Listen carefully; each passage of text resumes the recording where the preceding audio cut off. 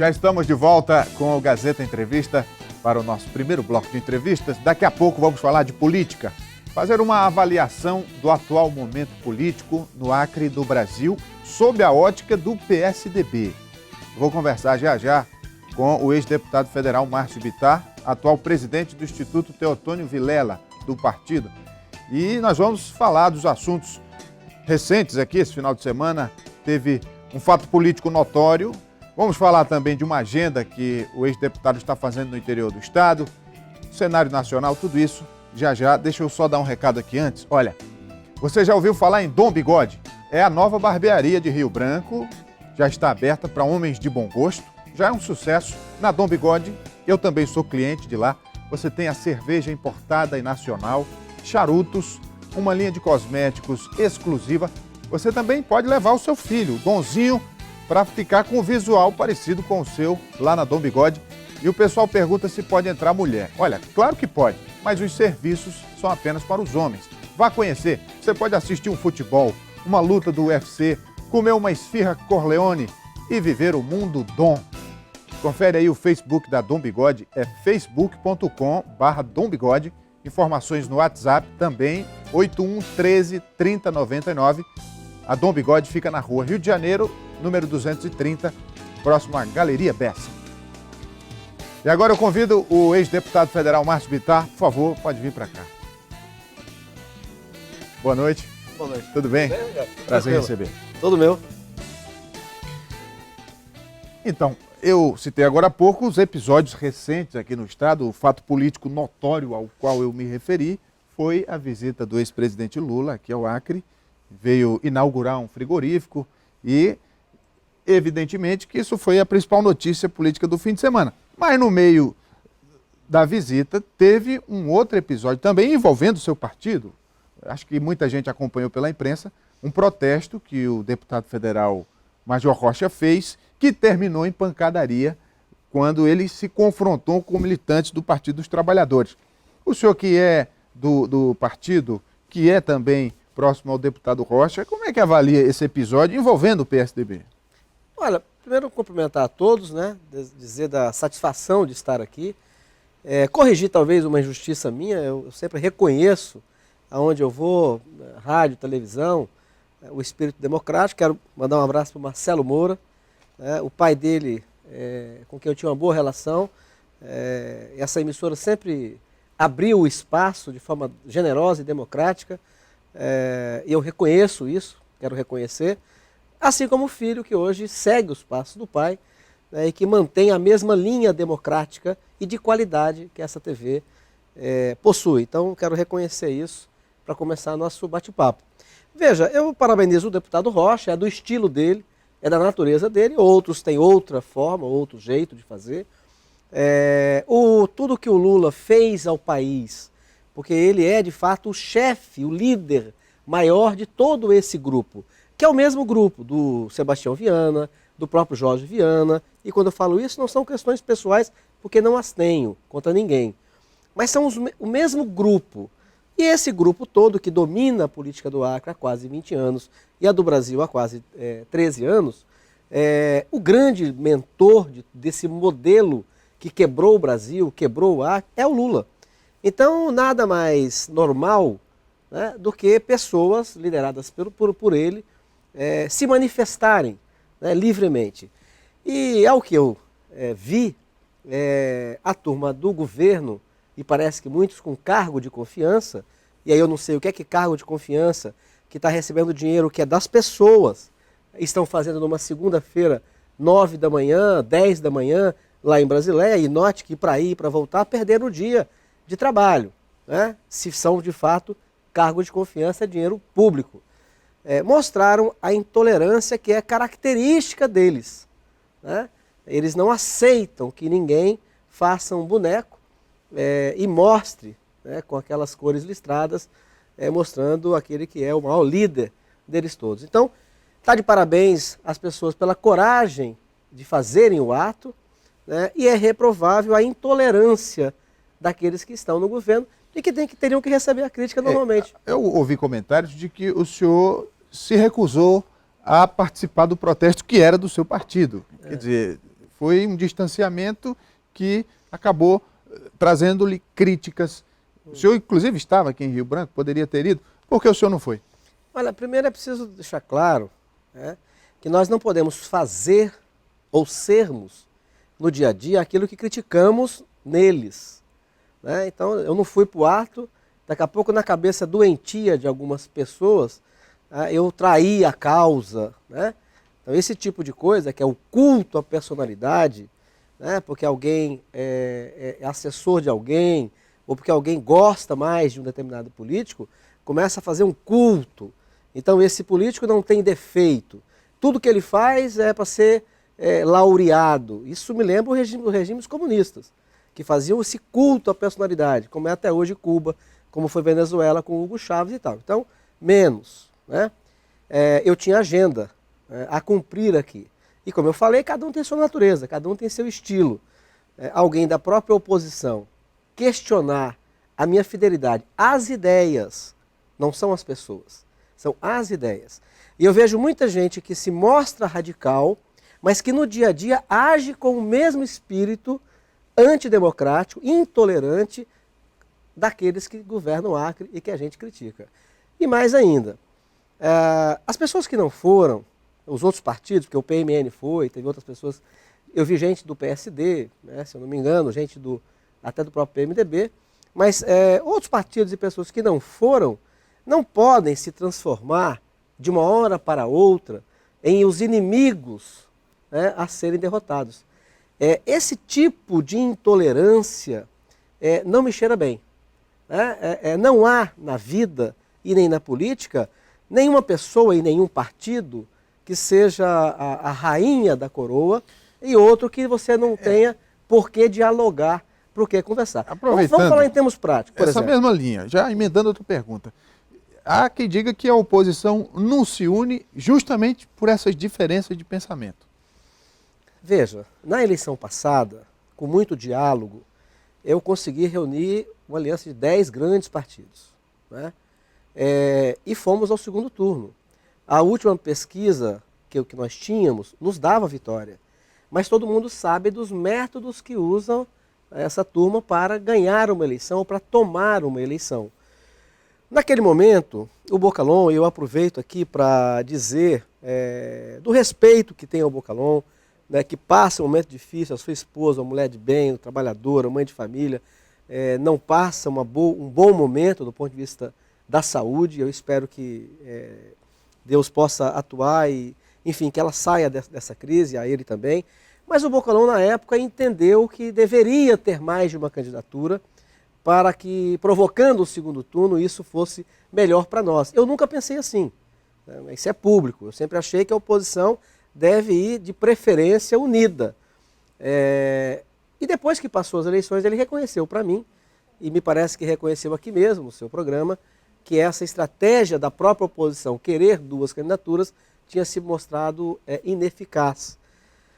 Bom, eu continuo pensando a mesma coisa. Agora, como eu te falei agora há pouco, eu não tenho como impor o meu pensamento aos outros. Eu não posso nem exigir, né, que pensem como eu. Então é preciso respeitar, para ser respeitado, né? Está com a responsabilidade de acompanhar as discussões pré-eleitorais em 3 estados do Brasil, isso por indicação do PSDB. E como é que o senhor avalia o andamento dessa discussão, inclusive aqui no Acre, tendo todos esses fatos para, de certa forma, repercutir na eleição do ano que vem? Veja, Rogério, eu vejo às vezes, e até eu mesmo, quando estava na Câmara, eu fazia parte, às vezes, do coro que queria que o Aécio fosse, vamos dizer assim, mais duro, né, mais até radical. Mas eu sou depois obrigado a reconhecer que eles têm o tempo certo dele, né? Então, veja, depois de um ano agora, um ano da eleição, na quinta-feira passada, uma reunião da executiva e com este grupo de trabalho, ele nos revelou uma pesquisa que é pública, né? Eu até já publiquei algum desses dados, e dando mostras da aceitação que a população tem sobre o PSDB, por exemplo, da rejeição que criou ao PT, da imagem ligada à corrupção que o PT tem, de um partido que ninguém se filiaria de jeito nenhum, quase 60% elege o PT como partido que não se filiariam de jeito nenhum. Você tem um dado que diz assim, se 4 pessoas estivessem na sua campanha na eleição do ano que vem, eleição municipal. Aécio, Alckmin, Lula e Dilma. Bom, a Dilma, imagina que não faz bem a nenhum candidato a presença dela nas eleições. O Lula, os que dizem que prejudicaria são mais do que o dobro do que os que dizem que ajudaria. E o Aécio Neves, os que dizem que ajudaria a presença dele é mais do que o dobro do que aqueles que dizem que prejudicaria. E o Alckmin é praticamente a mesma coisa quando colocado com o Aécio. Terminando então o ano, primeiro ano deste outro mandato do PT no plano nacional, o comportamento do Aécio, sereno, equilibrado, mostrando à população que está preparado para os desafios do amanhã, dão a ele, e não só a ele, mas a outros quadros do PSDB, uma vantagem grande para ser, na alternativa de poder, aqueles que estarão governando o país no dia seguinte. E eu tenho o privilégio de estar junto, eu já disse que é uma honra, mas também é um dever. Mas esses números que o senhor coloca, de certa forma, se estendem para outros partidos, porque dependendo da ótica que se faz a pesquisa, o descrédito da classe política está em todos os níveis. Pois é, mas você, como você disse, você tem comparações. Então, quando você compara, né, Aécio Neves e Alckmin, com o Lula e com a Dilma, quando você compara o partido, o PSDB, com o PT, hoje é incomparável.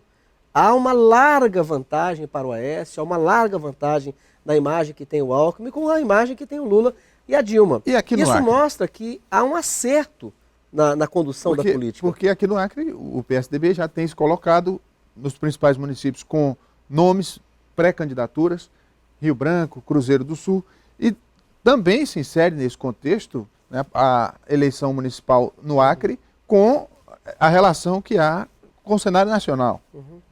Olha, é natural que os partidos queiram crescer, né? E a gente tem que respeitar isto e não transformar um partido parceiro no adversário a ser batido, ou até no inimigo, né, a ser batido.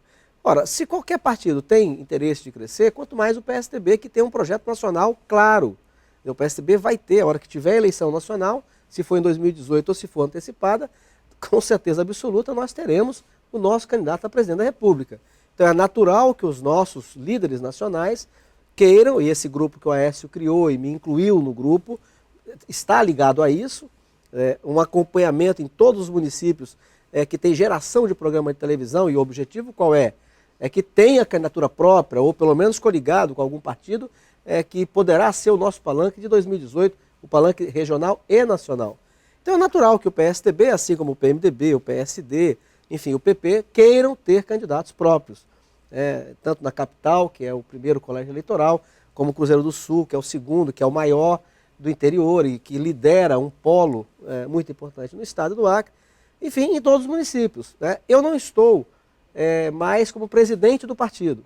Então, quem é encarregado de conduzir as conversas com os outros partidos numa visão estadual são os presidentes do partido, que no caso do PSDB é o deputado Rocha.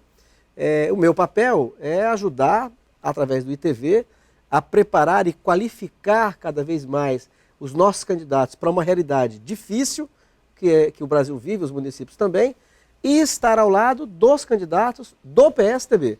Agora, no fundo, eu vou dizer a você que eu não mudei de opinião. Eu continuo achando que o melhor para as oposições é que elas consigam, no diálogo, sem ninguém impor nada a ninguém, chegar a um denominador comum. Agora, se não é possível, é que se respeitar. O senhor sempre foi crítico do PT, isso é público e notório, e, em geral, quando se faz críticas ao modelo petista de governar e de ganhar eleições, se diz que utilizam-se de métodos politicamente incorretos, vou ser generoso, para se ganhar uma eleição. Você foi generoso. Pois bem, mas não é muito cômodo para a oposição atribuir suas derrotas a esse método politicamente incorreto? Não, eu não atribuo todas as vitórias ou todas a isso, não. Eu já disse que, para mim, no caso do Acre, o Jorge Viana foi eleito governador porque o povo quis.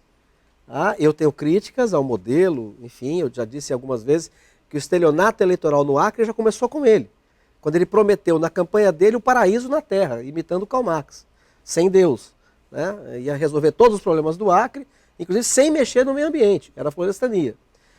Mas eu não nego, né, que as pessoas quiseram dar a ele o mandato.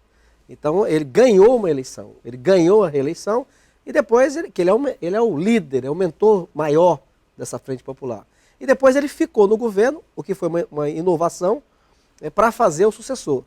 Agora, o que eu tenho dito? Então os 3 primeiros mandatos eles ganharam. Agora o Tião Viana não ganhou uma eleição.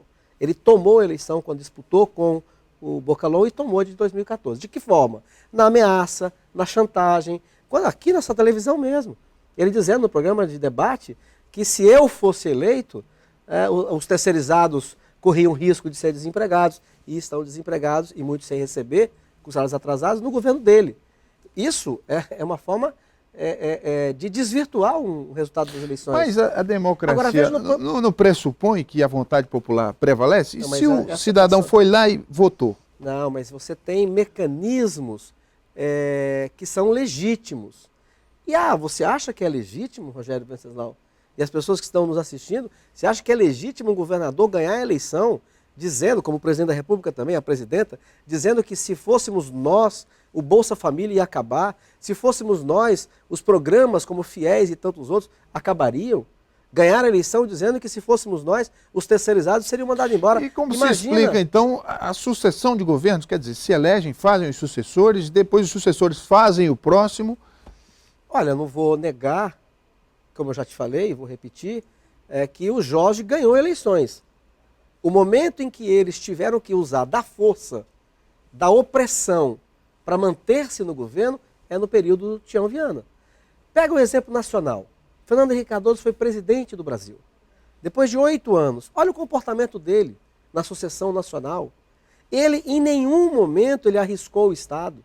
Em nenhum momento ele falseou uma realidade, como a Dilma falseou sobre o Brasil, como o próprio Sebastião Viana falseou uma realidade do Acre, que agora nós estamos diante de uma crise que é local e que é nacional.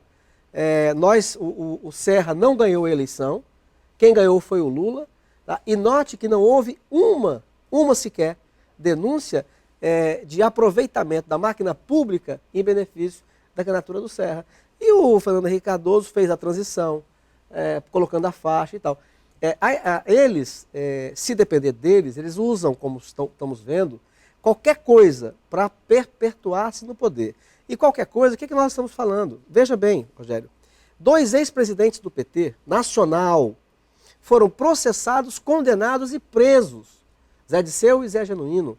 2 ex-tesoureiros do PT, nacional, foram processados, condenados e presos.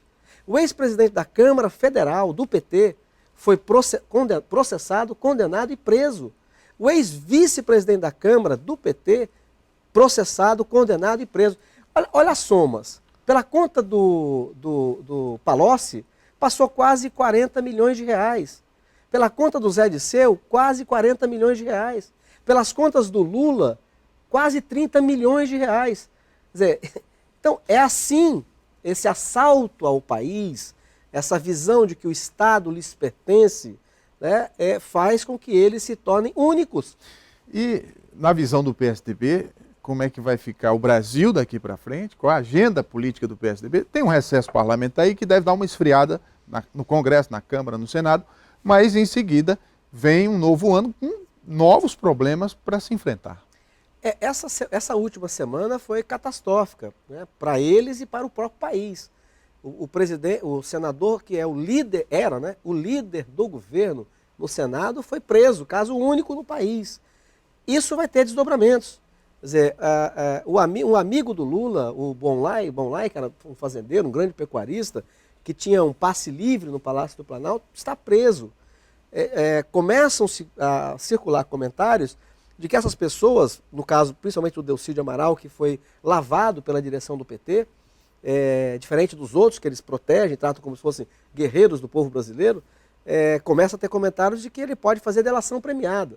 Então o ano vem agora dezembro, aliás hoje é o dia 1º de dezembro, vem Natal e Ano Novo, mas é possível, e bem possível, que o ano comece talvez mais quente até do que o que está terminando. E o que é que o Brasil vai precisar, e o Acre, após tudo isso? Maturidade, equilíbrio e uma visão clara. Qual é o programa que tira o Acre e o Brasil dessa crise? E é um programa mais liberal na economia. O que significa dizer isso? Um Estado enxuto, que não gaste mais do que o que pode gastar, que compreenda que tem premissas que são fundamentais, como o direito à propriedade privada, o direito à livre imprensa, o direito ao funcionamento das instituições sem interferência, a compreensão de que é mais rápido e mais fácil eliminar a pobreza quando você premia, quando você incentiva aqueles que geram riqueza. Então, é um choque de gestão, é um choque de capitalismo. Veja, a América do Sul quebrou. O método que foi feito na Argentina, na Venezuela e no Brasil e na Bolívia é o mesmo. E estão todos quebrados. Nosso tempo encerrou. Conversei com o ex-deputado federal Márcio Bittar, atual presidente do Instituto Teotônio Vilela, do PSDB, aqui no Acre. Muito obrigado pela vinda, presidente. Eu que te agradeço. Quero, por último, deixar uma mensagem ao tempo que eu parabenizo o Major Rocha como presidente do PSDB, solicitar a todos da nossa oposição que estivemos lutando a favor do Serra, do Alckmin, do Aécio e da candidatura do Bocalon, da minha aqui, que a gente mantenha as divergências, que são naturais, mas num nível de tolerância que não nos identifique ou que não nos iguale àqueles que queremos combater. Um abraço a todos, fiquem com Deus e muito obrigado. Vamos fazer um intervalo comercial, daqui a pouco o Gazeta Entrevista volta, não saia daí.